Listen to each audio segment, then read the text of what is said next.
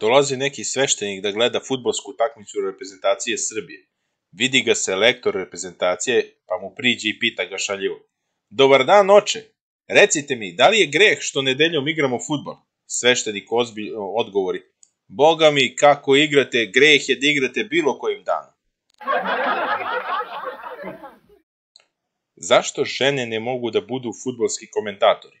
Koliko žene brzo mogu da pričaju, igrači ne mogu toliko brzo da trče.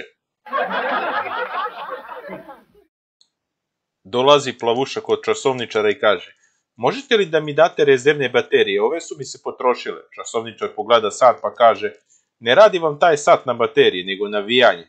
A plavuša će, zvezda, zvezda. Kaže dečko devojci, skinuću ti zvezde s neba. A ona mu odgovara, ali ja navijam za Partizan. Dečko joj malo ljutito kaže, pa dobro, šta hoćeš da ti skopam grob? Sretne Nadal Đoković i pita ga, šta ima Nole? Ništa 15, brate.